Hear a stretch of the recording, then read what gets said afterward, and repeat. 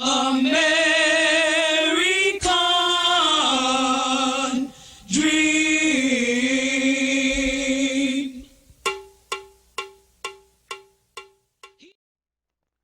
What's going on, everybody? It's your buddy, it's your pal Spaz, Phoenix, the YWC reality checking. You don't see my pretty, sexy face, so you know I'm not alone.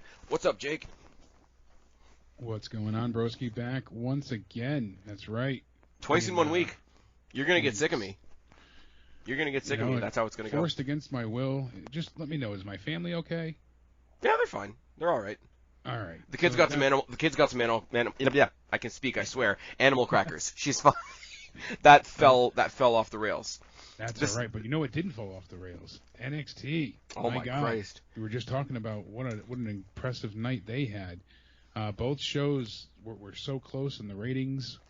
Both were surprisingly low, though. Yeah. Because of the news cycle just being so predominantly demanding at this point in time. I think it's funny, though. They got, and this is obviously not the topic of this video, but we're going to go on it for a second. The numbers were incredibly low, but also incredibly close. But to get there, to get to those numbers that were so low and so similar, that's the interesting part. AEW fell by 6 times as much as NXT rose up.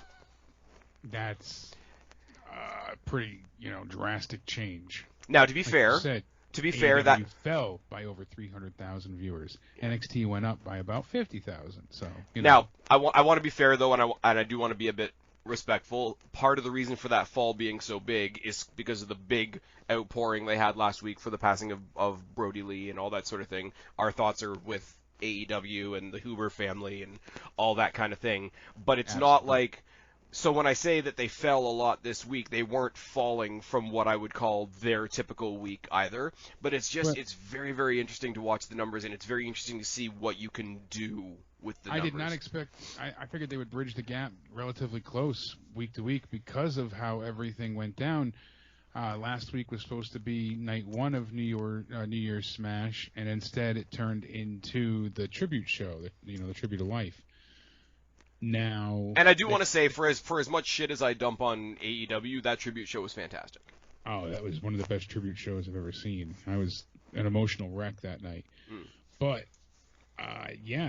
they heavily advertised everything that happened last night, and I really thought that they would have a pretty consistent hold on their audience with how stacked that card is. Yeah, but then to be fair to both brands, I think real life got in the way as well. It absolutely did. I gotta say, number one. I gotta say, and I don't know what you want to throw in on this. I don't want to spend too much time on it. If you guys want my super controversial opinions on stuff, go follow me on Twitter. I'm sure you'll start an argument with me or with somebody that disagrees with me. All I want to say right now to all my friends in the States, anybody near the DC area, no matter what side of the political spectrum you're on, I hope everybody's safe. I hope everybody's okay. I hope if you're listening to this that you've either avoided it or were nowhere near it. Pretty shitty times. So hope everybody's doing okay. Hope this gets resolved relatively quickly. And that's just from me, the guy eating the maple syrup, observing from just north of you. Well, trust us from our Canadian brother in arms. It's appreciated. I mean, how many people want to move here now? I mean, you guys. I told you guys. Quite a bit. You guys just need to rent a van, and we'll throw in like Joe and Connor and Kristen and you're Jake Guapo. We'll just get everybody, and we'll bring them all up here, and eventually we'll be able to watch wrestling again if the ongoing global situation ever relieves itself. We'll have the ultimate show. Until then, we get to go ahead and talk about the next thing that NXT has for us. Yeah, the Dusty Rhodes Classic, the Tag Team Classic to be exact, because now there's going to be a women's Dusty Classic. And we're both quite excited for that. Oh, man. Coming off the back of New Year's Evil, obviously, we have the Dusty Classic, which was what we're going to talk about shortly. But in amongst all those announcements was also, as you and I joked about, actually, last year, that they should do, because the women's division is so dense in NXT. You could do a Dusty Classic for the women. I jokingly said it should be the Dusty May. Combined Dusty Rhodes and Mae Young. Also, there's a bunch of dirty jokes we could make there if we were immature, but we're not. We'll make them later. Literally, they did it. So literally, in the past week, they've done two things that we called last year. They're doing the women's tag team tournament on NXT, and they put the TNT championship in AEW on a black strap. Yeah. And it looks good, to be fair. It looks great. Looks almost as good as the North American Championship. It's fine. But yeah, no, the brief mention of the Women's Dusty Cup coming somewhere in the future, reading Twitter today, cards on the table, we're recording this on Thursday, it's probably going out Friday. They're saying that the teams for the women's tournament are going to be announced relatively soon. And as I said to you, I hope they don't overlap. I hope they let the Dusty Cup run its course and then let the other tournament run its course later on so that the two similar gimmicks aren't bumping up against each other. But Robert Stone and Aaliyah immediately hopping on Twitter being like, all right, who wants to be Aaliyah's partner? Yeah. My hometown girl needs a partner. It's fine. What's her name? Green was her partner way, way, way back, and that she went to the main roster and got hurt again. So. Yep. Poor Chelsea. I mean, I hope they reach outside. With the Mae Young Classic, we know they reached far outside their own rosters to introduce us to new people. I hope they take the Women's Dusty Classic and take the opportunity to do the same. Especially depending on the number of participants, they might have to anyways. Yeah. I mean, they've got a big roster, but they can't use everyone. Yeah, but I mean, imagine here's Aaliyah and the latest acquisition to the Robert Stone brand, Jordan Grace. Yeah. Or something to that effect. Yeah. Or in a more realistic tone, use it as an opportunity to bring some people over from NXT UK. Our favorite Piper Niven would be a huge shout. Yeah, that would be a great get. And for Robert Stone to be like the struggling manager guy that managed to get one more over, like he could be the linchpin of that story actually making sense. But I mean, obviously you're going to get Catanzaro and Carter in there. You're probably going to get Raquel and Dakota Kai in there if Dakota Kai ever gets out of the locker. Yeah, someone frees her. She's been forgotten about. I've said, and I think I mentioned this to you last year, I would love to see, I mean, as much as we like Raquel, and Raquel's got a rocket strapped to her back at the moment, I would love to see Tegan Nox come back as a heel and re-team with Dakota Kai. I think that team would be amazing.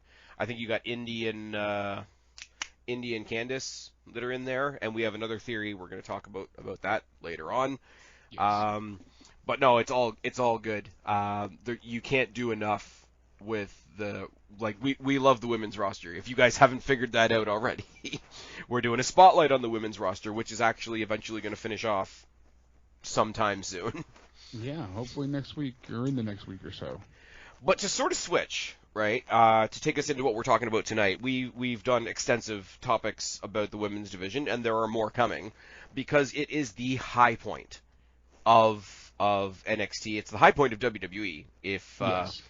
I mean, I think the NXT Women's Championship, I don't think anybody can deny at this point, is the most prestigious title in WWE. Everything else is up to question. I mean, NXT's main title was in peril for a while. The WWE title is going to get grabbed up by Goldberg. It certainly seems that way. I mean, unfortunately, I mean, there's even a over. little bit of turmoil around the other women's titles on the other shows. The mid-card titles on the main roster are a bit of a joke. The one thing that's been relatively consistent and never really faltered has been the NXT Women's Championship. So, of course, we're going to talk a lot about them. We don't talk a lot about the shortfall of, well, WWE in general, but specifically NXT, which is its tag team division, which makes the Dusty Classic so much better to me, because it means at least once a year they take that thing that they don't really pay attention to very much the rest of the year, and they really try. Talking about AEW earlier, the comparison would be, they kind of struggle with their women's division. They infused the NWA Women's Championship into there for a bit. You got Serena Deeb and Thunder Rosa and all that. And it's sort of like it's not there yet, but they're trying, so credit. Yeah, I mean, next week they're going to have another NWA Women's title defense. Isn't it against Tay Conti? Yes. That'll be a good match. So it will be a great match, but I'm just saying, again, I hope it gets further bolster your point. Yeah. Another NWA Women's title instead of the AEW Women's title. Yeah, but you know what? It was defended, night one. I get that, but it's so sparsely seen. I love Abaddon. I'm just throwing that out there. I would do terrible, horrible things with Abaddon. As she would with you as well. Well, apparently she'd take a bite out of crime, but more than just out of crime. She's taken lessons from Shayna Baszler, except that's like watered down main roster Shayna Baszler, and we don't need to talk about it. I totally lost my point. Anyways, my point being is they are sort of trying, even if it's not with their own title, to build a women's division in AEW. Counterpoint to that is NXT doing the Dusty Classic, trying to have a tag team division. And they really are trying. We should have known it at the end of last year when they started bringing in a couple teams. Obviously, there's one or two teams that they brought back over from the UK that we're going to talk about. It's like when they bring in extra talent right before the Royal Rumble. It's because they need numbers to make up that Rumble. They did the same thing with the tag division here. One thing I do want to say is this is not the complete field. No, unfortunately not. That's one of the things that we were kind of hoping we would get. Well, they announced 8. By the end of the show, there was 8 names announced, and if it was so we thought it was a full field initially. And then they started announcing more. So I looked into it, and all speculation leads to it being a 16-team tournament. But I mean, I think what I have in front of me right now is 11. So 11 of the 16. Obviously, there's going to be some surprises along the way. I'm going to throw out some quick names to you of people that are not on this list that I want to see. I'd always be happy to see Mustache Mountain back. Okay, yeah, that would be obviously a great pairing to have included. They already have a history on main roster NXT. Yeah. So it's not even like a big ask. No, and the fans will recognize them, so that helps as well. They're not someone that hasn't been featured before that you have to work hard to get over. Yeah. The ones that haven't been over that I would love to see come over is Gallus. The Coffee Brothers and Wolfgang. Any combination of those three would be fantastic. And to be fair, I don't want to get into like vanilla midget territory, but there's a lot more small athletic people on main roster NXT and a lot more big bruisers in NXT UK. So I think you could really toss everything. I mean, look at somebody like Killian Dane that we're going to talk about in a second. If he had a tag team partner, I would say bring Dave Mastiff over. Or just for the tournament, like if they were going to do an odd couple tag team, can you imagine the team of Dave Mastiff and Bronson Reed? Now, that would be impressive. Everybody would die. Yeah. They'd be swatting luchadors out of the air. Yeah, it was just, two behemoths destroying everything. But yeah, no, I would love to see, because I tried to start watching, as we talked about last year. It's funny to say last year because it's only been last year for a hot minute. But I tried to watch NXT UK when it came back, but with the empty arena, I just can't do it. But Gallus was one of the teams that when I was watching NXT UK were a lot of fun. The other ones are not from NXT UK, but they're the ones that have been signed but haven't really debuted yet, is Dez and Wentz from the Rascals from Impact. Okay. Yeah. They've been signed. Trey Miguel has not yet been signed, so it'll be interesting to see what 2/3 of that old faction will do. I'm totally speculating on this one. I have no idea that this is actually happening, but they have used the Dusty Classic to introduce tag teams before, and I think it's a decent platform to do it, because even if you go out first round, the person that beat you might have been the person to go on and win the whole thing. So you could be considered second place. Yeah, and you'd still have a spot. I mean, or you establish all the people that go out in the first round and they sort of have like mid-card feuds, or that's the joy of a tournament, is you don't have to make a story, or you don't have to make big characters, because the tournament is the story, and the fact that you want to win the tournament is your character for the minute. I don't know. There's nobody else really, unless they pull somebody totally out of their asses that we don't know is coming.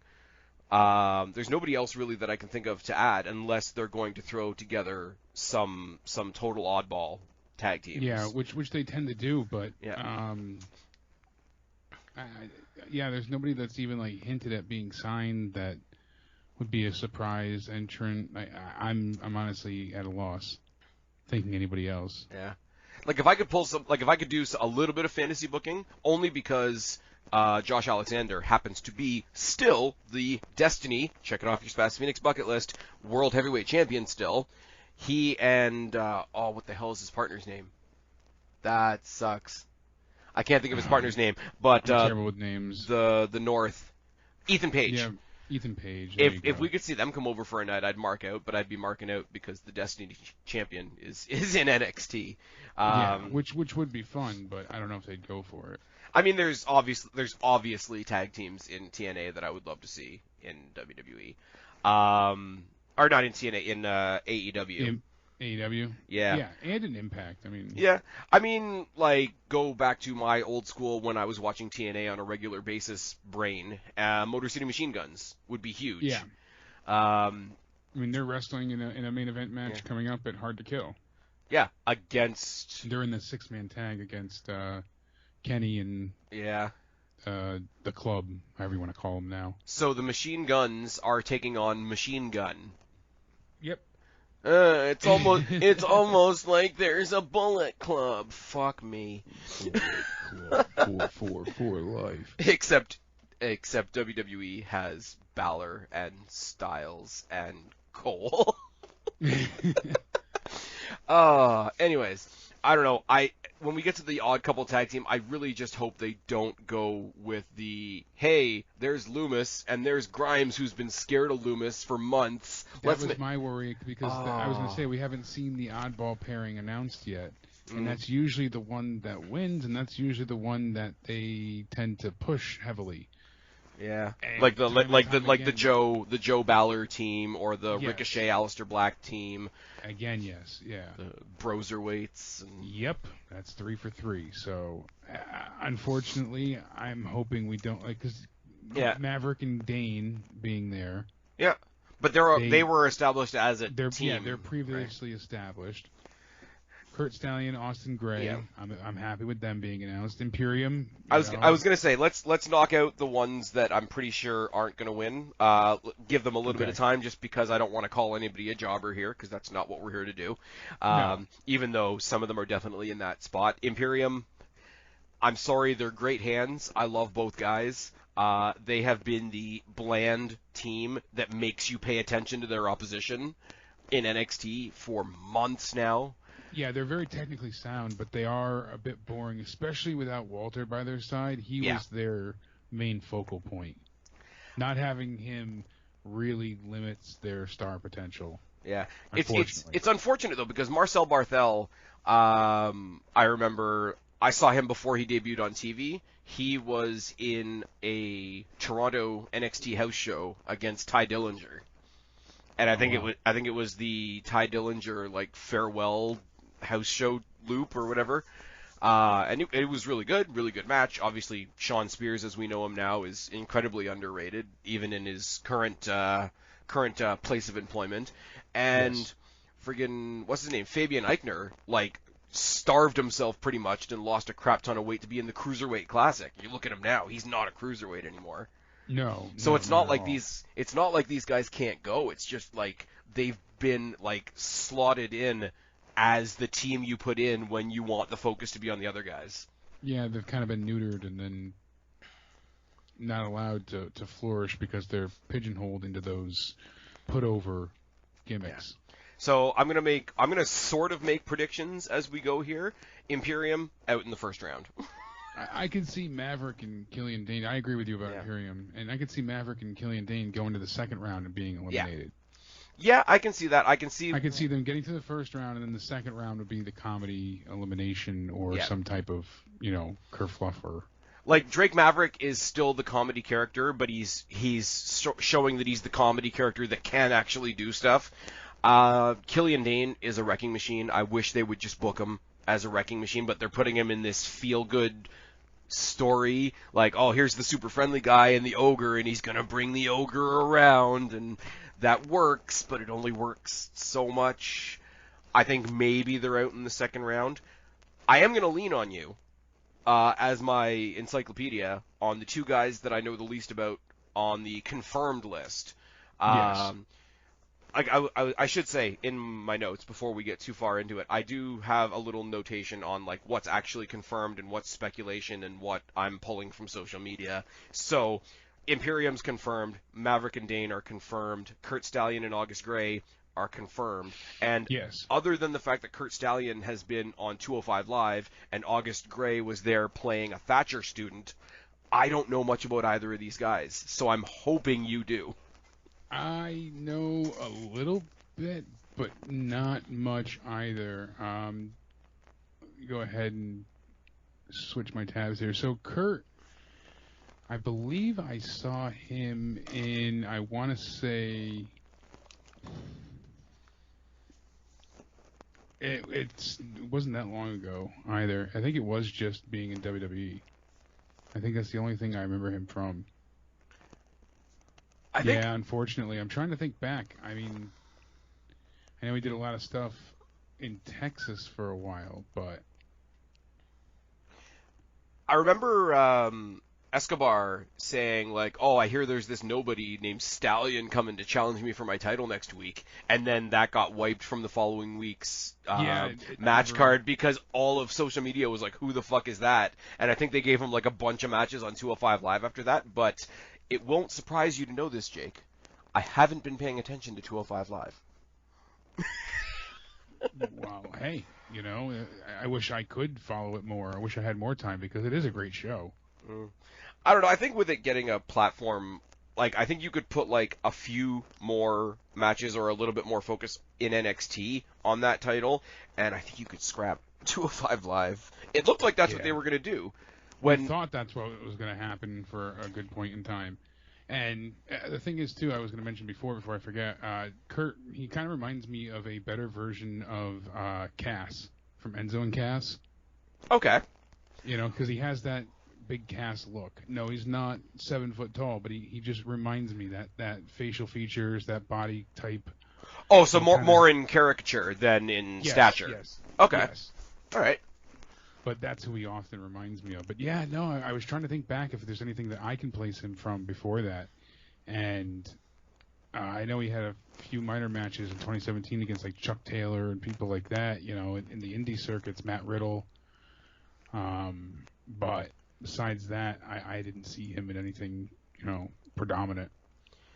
Now, for that reason, because I don't, and I haven't heard much conversation either, other than like, you know, there's always going to be the people on the internet that have said, you know, oh, I remember seeing this guy over here or there, like I did with Shotzi and Destiny and whatever. I've seen conversation like that, but I haven't seen any conversation like within the WWE context. So, how can I say this? Like I was talking about Dez and Wentz a second ago in my like fantasy booking. If they're going to use this as an opportunity to say, look, this is who these guys are, I think they maybe get a fluke victory in the first round, but I don't see much more. I'm like, out in the second round, it's fine. Yeah, and August Gray, he was actually from our neck of the woods. He started off wrestling at Top Rope where Joe used to commentate. Oh, nice. Yeah, so he was going under the name Anthony Green then, and he's had a few different names. Angelico Guardian, Hosea Matthews, you know, so he's been quite a few different people, but obviously wrestling now is August Gray, so he was a champion in CZW for a while, I believe it was, where I saw him at one point too, besides Top Rope. Okay. So okay. Yeah, like I say, like when I say, you know, Jake, tell me who the fuck these guys are. Obviously, it's with no disrespect intended. It's just no. If these are the ones that I know everybody, I certainly don't. Well, if these are the ones that I don't know, or if these are the ones that like, hey, maybe the Dusty Rhodes Classic is set to be their introduction, then there's an intrigue to that. There's a positivity to that. But at the same time, for the purposes of an episode like this, where we're trying to preview what they might do, doesn't give us much to go on. Now, the flip side of that is a team that they've been really good with for a while now that I really like, and their leader already has a title, so we can do that whole belt collector thing, and that is Joaquin Wilde and Raul Mendoza of Legado del Fantasma. Yeah. I love these guys as a trio, as a package. They have presence. They establish themselves almost immediately. The other two, because their leader already has a title, these guys need to show up and show out. I wouldn't mind them winning, to be perfectly honest with you, but I think at least quarterfinals. Yeah, I could see that. I still agreeing as I'm drinking something. I agree with everything you said there, though, because I mean they do kind of command your attention, and they have this certain presence. I'm just not sure that they're still fully connecting with the rest of the NXT audience. I think they need to stop using them as henchmen. Yeah, is the big thing. Present them as well. This might be able to do it.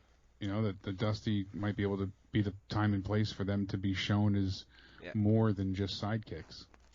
I think they need to stop being just henchmen for Escobar, and I think it's important that Escobar's not there with them when they have their matches.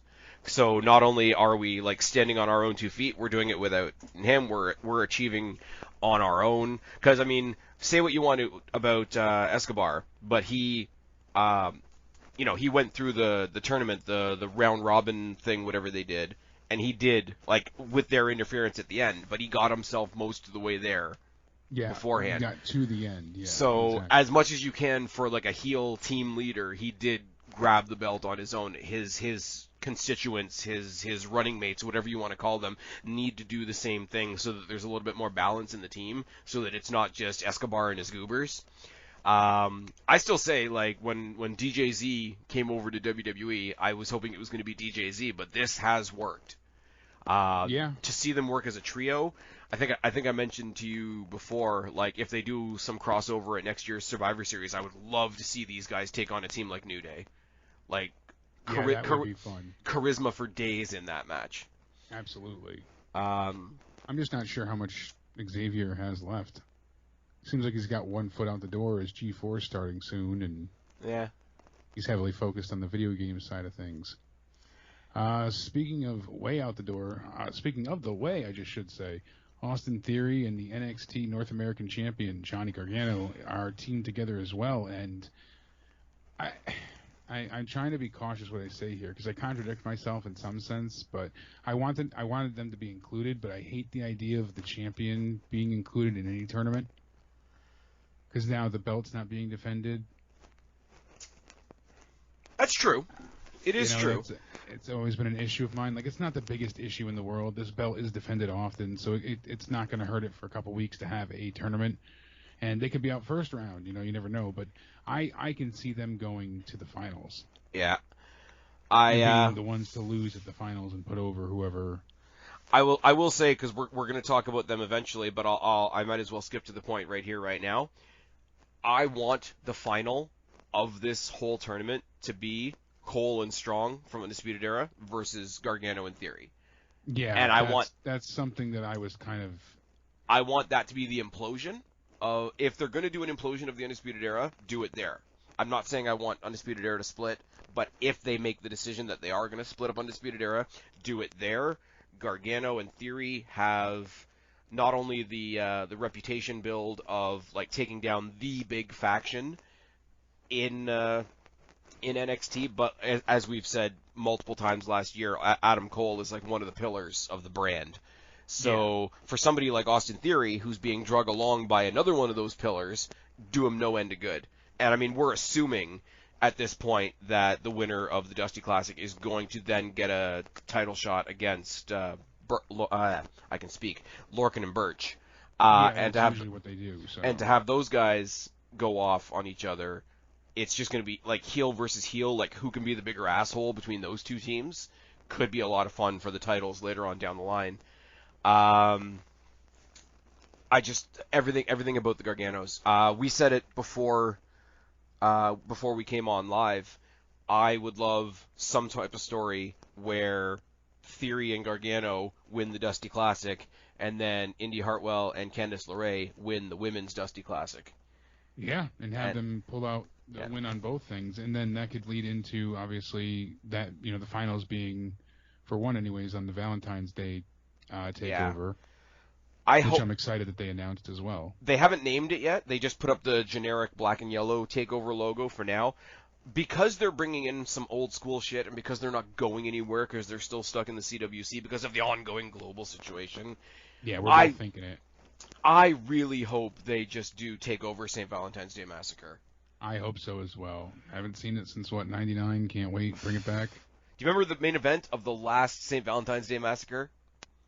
That was the one with Vince in the cage match, right? That was Vince. That was the debut of not the Big Show. Yeah, Paul White with hair. Yes. And jeans. Climbing out of the bottom of the ring, throwing Austin through the cage. He threw Austin through the cage. ... to victory. Yes, such a great moment. Oh man, remember when wrestling was simple? Oh, that was so exciting. That was all the shock factor you could want. But anyways, yeah, the way in this, they should be the shining stars of this entire thing. They really, really should. It's such a good act. I'm going to say this right here and right now. If Jake wants to jump in and say something, that's fine. This is only for my own sake. I'm not going to talk about everybody right now bitching that Austin Theory is getting a prominent spot. If you want to know why, there are 2 videos / podcast episodes on this channel where Jake and I have gone over in great detail the Velveteen Dream situation with the speaking out movement and how it differs from various other things. So to those people that are still coming at me with the Austin Theory bullshit, there are 2 episodes at your disposal. Go do it. Go look at it. My opinion hasn't changed a bit.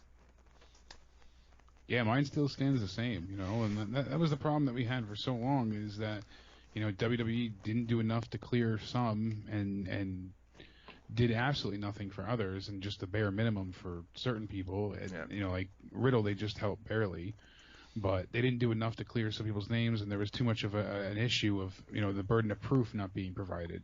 Yeah. I just... like, the amount of, and I don't want to make this all about Velveteen Dream, but the amount of stacked up, publicly available proof available towards Velveteen Dream that I have not seen nearly enough of in some of the other people that we've seen accused makes those situations different. And if you want to say that I'm picking specifically on Velveteen Dream for some other reasons, let me tell you how many ways you can go fuck yourself. I'm done. It's a bad week in the world for us to be having conversations like that. But do I think Austin Theory should be held back? Do I think the rest of the people in his act should be held back for potential accusations at this point? No, because I don't believe them, and that's where I'm at. Plus, if they're proven to be true, then get them off TV. Of course. Well, that goes without saying for anyone. That goes without saying for anybody, man or woman. And it would be the same if somebody could tell me that absolutely every single photo that we've seen circulate online with Velveteen Dream was all photoshopped. I'll take that back too. He admitted initially that some of the stuff was real, and that's the problem. So yeah, he buried himself first, and he got a world title shot after that. But I'm not going to speculate as to why that is. It felt almost like February. Putting it out there. Anyways, on to something much lighter. I mean, there's not much else I can say about The Way. They're just a fucking great act. Anybody that saw the mixed tag with them and Kushida and Shotzi at New Year's Evil, it's just such a great act. And Austin Theory is such a good, goofy heel, too. Like, getting shot in the nuts with Shotzi's cannon. And I love Shotzi. Yes, the bias is there. Destiny, check it off the list twice. It's fine. It's just such a good act, and they need to... They have gold in the sense that Johnny Gargano has gold. They have gold in the sense that Candice LeRae has been in that title hunt. But they need to establish a team. You need some sort of team achievement. So getting a tag team scenario here, and then again potentially for the women, is a big thing as far as building that team, building those blocks together. Now, if we were going to take a more serious run at something that was not done so seriously the first couple of times around, something like the Mixed Match Challenge, would I put the Garganos in there? Yes. Would I put a second string team of Indy Hartwell and Austin Theory in there? Yes. Do a mixed tag team equivalent of the Finger Poke of Doom in the final? I would laugh my ass off. But yeah, this is the next best thing to that. We kind of got our own finger poke of doom from Goldberg. I saw Goldberg versus Lesnar at Survivor Series in Toronto, and I missed the whole match because I was reloading my camera. Yeah, see? Just saying. Mm-hmm. I mean, like, we're talking about this. We're talking about the Dusty Classic, and we're talking about the Women's Dusty Classic that's coming up and all that sort of thing. The Mixed Match Challenge was done as basically a way for them to get their deal up off the ground with Facebook Live. It was never really treated that seriously. They had a bunch of fun with it. But it's such a, like, especially now that they've elevated the women's division so much, because even back then they weren't where they are now. You could do a serious Mixed Match Challenge now. They can do it and have a legit, tournament out of it. As where before, you got the final Royal Rumble spot, and I was like, which was dumb cool, because you took out the secret of the Royal Rumble. Exactly. But I mean, you ruined the last entrant, and that was like the big surprise. So that's not a good prize. I know this isn't popular because WWE already has too many titles. You could very, very legitimately have a mixed tag team championship in WWE. Yeah, and that would be accepted. Yeah, you could. We don't need any more belts right now. I mean, unify the tag team titles that we've got. Unify the mid-card titles, except for the one on NXT, because that's different. Unify the world titles on the main roster, and then have a mixed match challenge or a mixed match title that floats. You could do it. Yep.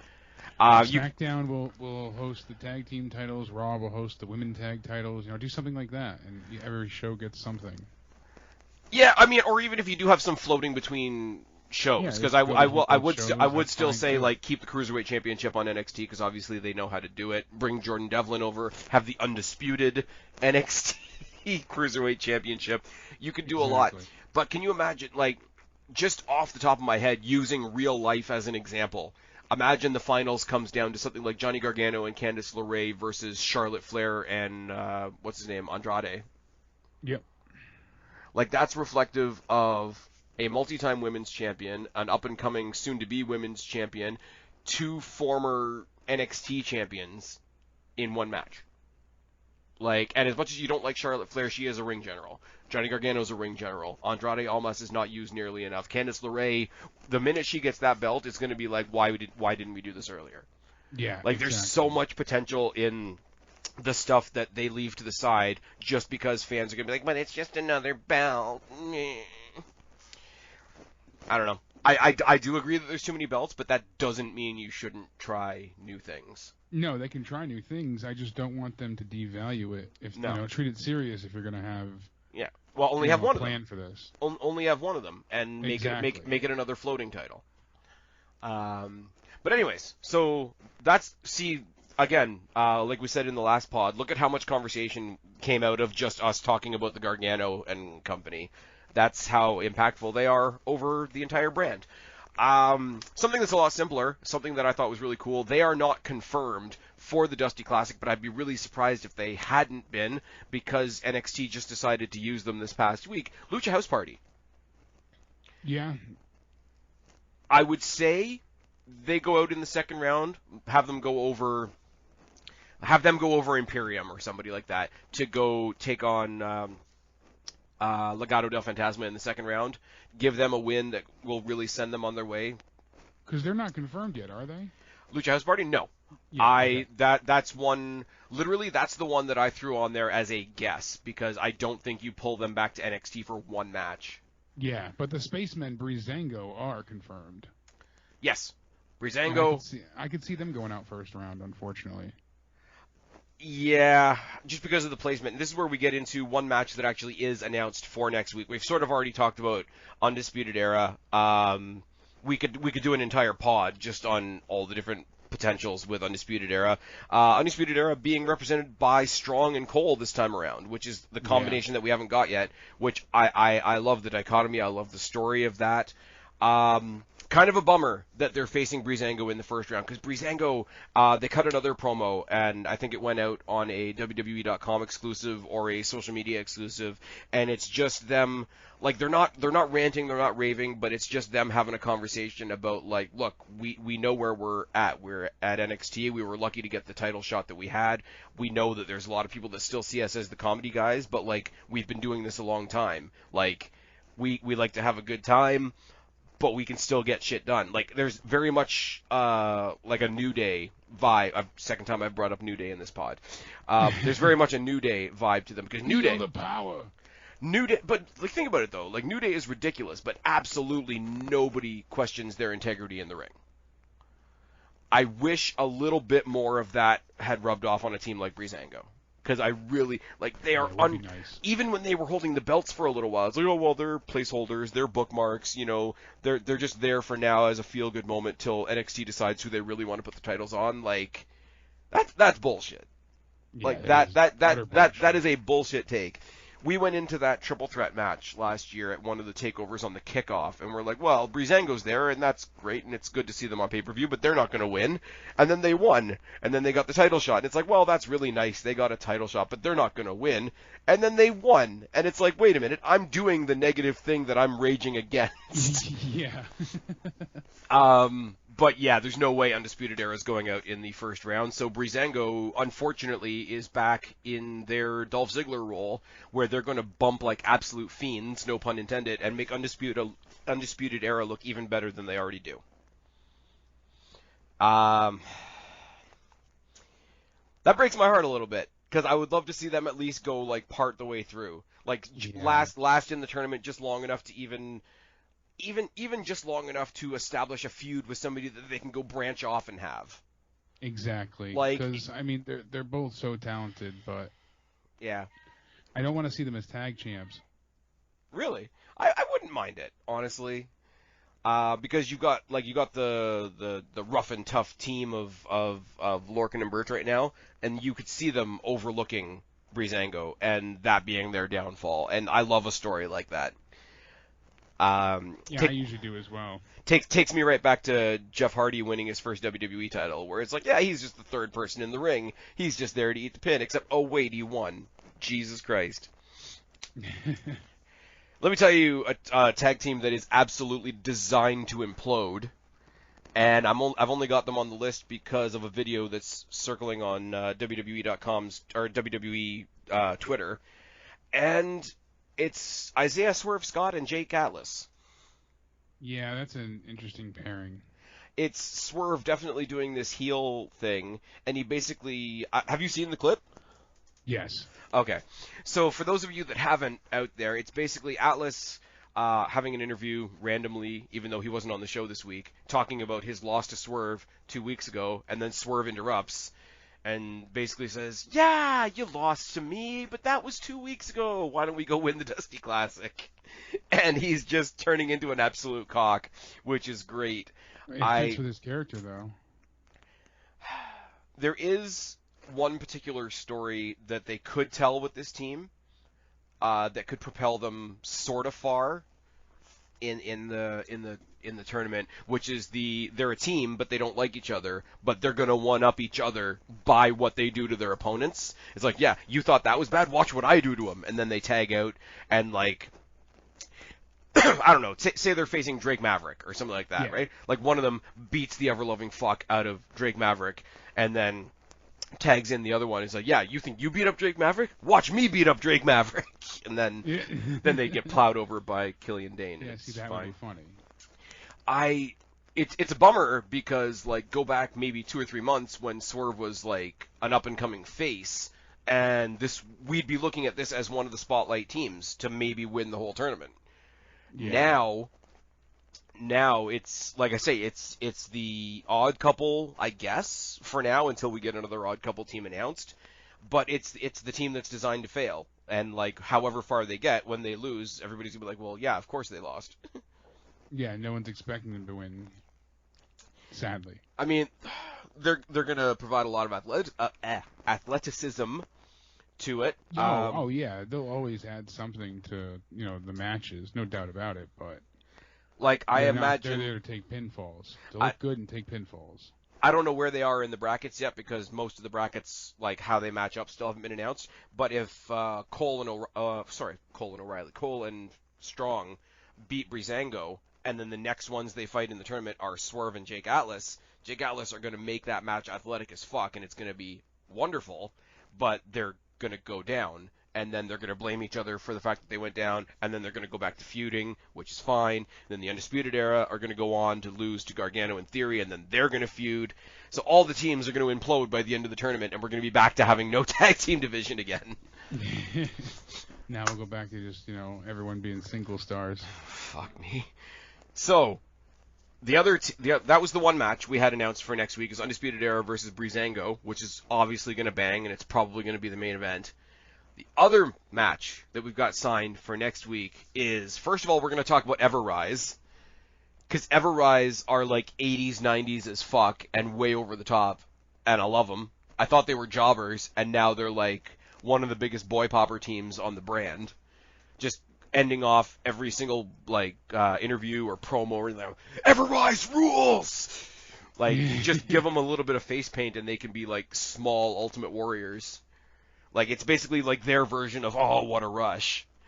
So over the top. They're in the back talking to management. They want to get like all their losses overturned because of this loophole or that loophole, or asking all the interview girls in the back, "Hey, you want to go? You got a problem? You want to go?" But as entertaining as they are going to lose in the first round because they're going up against the Grizzled Young Veterans. Yeah, I don't see how they could beat Drake or Gibson. Gibson and Drake are so fucking good. Gibson and Drake are why I said at the beginning we need a couple more teams from the UK brand. This is why I say bring Mustache Mountain back over, bring Gallus over. You've already got Lorcan and Birch with the belts, so that's a little bit different. These guys are just gonna kill somebody. Like, I don't think they're going to make it to the finals because I think somebody that they beat is then going to come back around and fuck them over in some kind of way, shape, or form. But I think quarterfinals for the Grizzled Young Vets. I can see them going to the quarterfinals. That sounds fair. Zach Gibson on the microphone, and he's got that rich accent. And he's like, "We are grizzled. We are soon to..." I shouldn't do accents. I'm sorry for everybody that's listening. I'm sorry, but I feel comfortable leaving it there in the sense of because we have our 3 quarterfinalists. We've got The Way, we've got Undisputed Era, and then we said Grizzled Young Vets. And I feel comfortable leaving one spot open to see who else they announce. I would say, if you want to round out the semifinals, I would say Legado del Fantasma. But that being said, we don't know who the other 4 or 5 teams are going to be. Yeah, exactly. If they've got something completely open for now. If they've got something completely shocking up their sleeves, and you know what though, we talked about Lucha House Party. Like, I wouldn't mind them bringing like another team back. Like if what's his name? I can't think of his name because they changed their name so many times. If what's his name comes off the injured reserve list and the Viking Raiders come back just for the tournament, just to fill out some of the numbers, it's a little bit of. Like, NXT has only been around about 6 years, so I don't want to use the word nostalgia because it makes them feel old, but it's like, sort of a homecoming type of idea. That have graduated out. Exactly. I mean, they're in different tag teams now, but like you could bring back Gable and Otis. That's not a bad idea. I mean, AJ Styles says that he wants to go to NXT to face Finn Balor. Of course he does. Everybody wants to go back to... Oh my god, can you imagine a one-time... Just for this tournament, can you imagine a one-time team of AJ Styles and Daniel Bryan? Oh, AJ Styles and anybody. Balor, AJ Styles and Daniel Bryan, AJ Styles and Adam Cole. You know what? Oh, well, Adam Cole's already got an actual teammate, but just throwing it out there. I'm not taking a dig at AEW here. I'm really not. But just to say, fuck Dynamite... Put the team of Balor and Styles in the Dusty. Yeah, that's immediately as what I thought for. As a shot at Cody Rhodes specifically, and at AEW, take the 2 guys that you have from the Bullet Club that just reformed on AEW, and give them the Dusty Rhodes Tag Team Championship, or Dusty Rhodes Tag Team Cup. Yeah, exactly. Because there's really three. Let that settle in there. There's 3 levels of brilliance there, honestly. Because what's AEW's thing? Tag team wrestling. Mm-hmm. What's Cody's last name? Rhodes. What did they just try to make a big deal of? The reunion of the Bullet Club. Actually, I really want AJ Styles and Finn Balor to win the friggin' Dusty Cup now. I've worked myself into a shoot, brother. I don't know who else you. You know what? I can't think of who else they can really add at this point in time. Like, you know what? A team, and I would underline this, like just for the tournament, and then throw them back on SmackDown. Rude and Ziggler would be good for this. Yeah. You could even say Nakamura and Cesaro, or Baron Corbin. Oh my God. No, Jake. Your winners of the 2021 Dusty Rhodes Tag Team Classic Cup, Baron Corbin and Sami Zayn. Hey, I'd probably mark out if they did it the right way. And knowing NXT, I'm sure it would be phenomenal. I mean, did you hear who Sports Illustrated announced as their top wrestler of the year? Stop. Did you? Is it what I think? If it's who I think it is, I don't want you to say. Well, was it Sports Illustrated that said Sasha Banks? Yes. This is not the way. I mean, Eddie Kingston was number 10, Roman at 9, Ibushi at 8, Io Shirai, Bayley, Kenny Omega, and we have Naito, McIntyre, Moxley, and Sasha. Now, Sasha was impressive this year. No. She sucks a good dick. Like, that's the only explanation. Like, she absolutely sucks a good dick. I don't even want to waste my breath on that. That is fucking disgusting. Okay, one last one. I'm shocked to see her at number 1. That's for sure there. That's one last one. And I'm careful how I say this because I don't know very much about him, and I know he also has a lot of controversy surrounding him right now, and I know he just left ROH. But if you can find him a tag team partner, what about Marty Scurll? He's another one that is in hot water. I mean, we know with the speaking out movement and whatnot, he's got a lot of troubles around him, so he's one I wouldn't touch at this point. I just know that I got to sit front row and see Marty Scurll and Pete Dunne one-on-one for the Destiny Championship. Check it off your Spaz Phoenix bucket list for the 3rd time this pod. Yeah, that must have been amazing too. I'm sure that was beyond amazing. And this was my first time seeing him. Lucky bastard. Was front row having a who can break more fingers match with Pete Dunne. It was fucking great. But no, find him a partner. Like, I know he's already got his own team, but team Scurll up with Dunne for the sake of the tournament, like. Yeah, exactly. Pete Dunne has awesome luck with tag team partners in the Dusty Classic. You could tell a hell of a story there. Actually, yeah, he could go back in there and get his revenge on Roderick Strong for their history in the Dusty Classic. There's a lot of stories you could tell there. I don't know who else. I want to legitimately be surprised by, like, something totally fucking random. The one I came up with at the beginning of the pod now is stuck in my head, the Bronson Reed and Dave Mastiff idea. Just for something like 2 names drawn out of a hat. Yeah, to get you that random pairing is, like, that we always enjoy too. But final thoughts that are actually not final thoughts because we don't have all the names, but based on what we've gotten. Yeah, up until what we have right now, I like the way that we broke it all down, and I think that it might end in Undisputed Era and the way being in the finals. That really seems like a damn good booking scenario. Unless they come up with something else to surprise us, that sounds good. The way wins? I would hope so. I would hope so, because, as I said, if they're going to break up the Undisputed Era, this is a great way to do it. But also, I don't want the Undisputed Era to break up.